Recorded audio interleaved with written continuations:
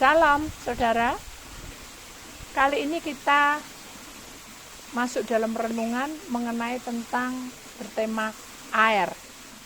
Saudara yang terkasih di dalam Tuhan Yesus Kristus, kita akan memperhatikan lebih dulu di belakang saya ini, saudara, ada air yang mengalir,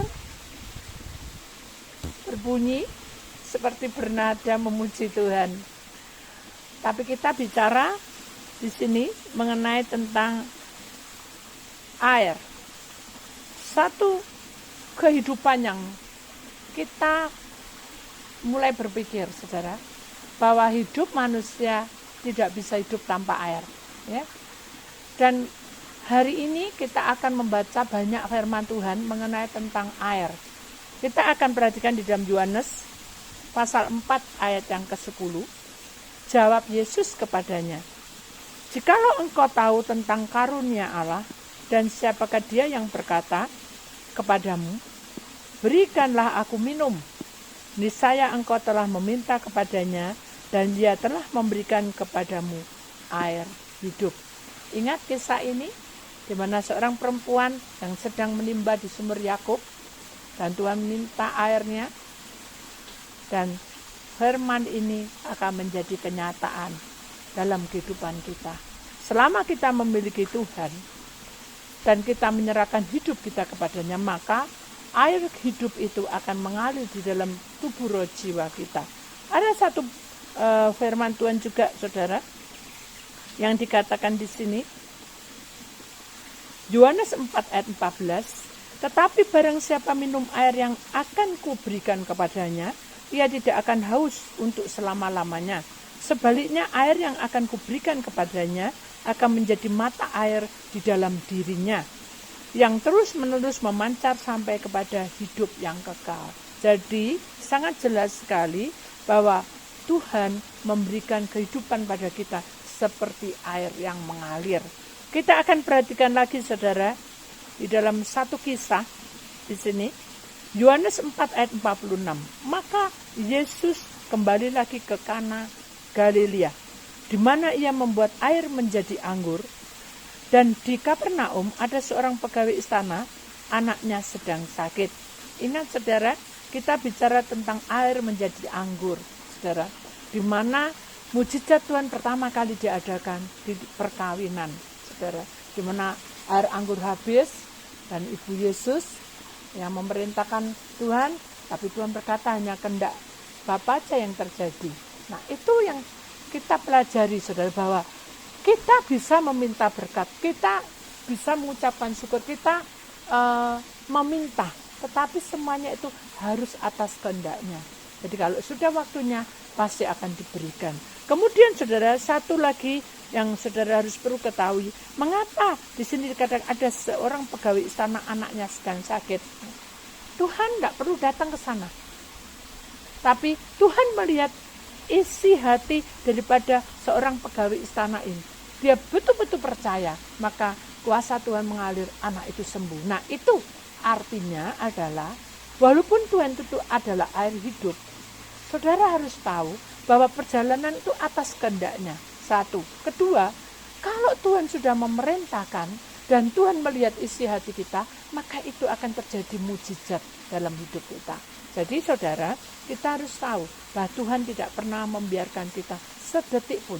Bahkan tanpa binisika sampai sehelai rambut pun Tuhan akan pelihara. Itu firman-Nya. Kemudian kita akan perhatikan lagi, saudara, Yohanes pasal 5 ayat 3. Dan di serambi-serambi itu berbaring sejumlah besar orang sakit, orang-orang buta, orang-orang timpang, orang-orang lumpuh yang menantikan goncangan air kolam itu. Yohanes 5 ayat 4. Sebab sewaktu-waktu turun malaikat Tuhan ke kolam Bethesda itu, maksudnya kolam Bethesda itu, dan menggoncangkan air itu, barang siapa yang masuk dahulu, masuk ke dalamnya, sesudah goncangan itu menjadi sembuh apapun juga penyakitnya. Saudara, itu mengenai kisah tentang di tempat kolam itu, Bethesda, ada seorang bapak yang sudah tua dan saat itu bertemu dengan Tuhan. Dan Tuhan tahu isi hati bapak ini. Dia percaya penuh kepada Tuhan dengan sepenuh hati. akhirnya terjadilah kesembuhan. Jadi intinya adalah sesungguhnya semua berjalan itu adalah sesuai dengan kehendak Tuhan. Tetapi dalam perjalanan itu seringkali kita menunggu. Menunggu itu harus sabar. Dengan kesabaran itu menghasilkan ketekunan. Tetapi orang tidak mudah seperti itu. Kenapa? Karena kenyataan hidup tidak sesuai. Nah, inilah yang Tuhan ingin tanamkan kepercayaan kita. Supaya kita tahu bahwa Bapak itu, walaupun dia tidak tahu kalau bertemu dengan Tuhan waktu itu. Tapi dia tetap percaya. Tuhan ingin kita seperti itu, saudara. Walaupun kita ini selalu berdoa. Menunggu, tekun, sabar. Kita harus belajar untuk menerima. Bukan menerima. Untuk belajar tetap setia, tetap menjalankan itu semua dengan tanpa merasa mengeluh. Nah, itulah yang Tuhan mau. Kemudian, di sini juga Tuhan katakan, saudara, akhirnya terjadi pertemuan itu dan Tuhan menyembuhkan Bapak itu. Sekarang kita akan perhatikan lagi di sini, saudara.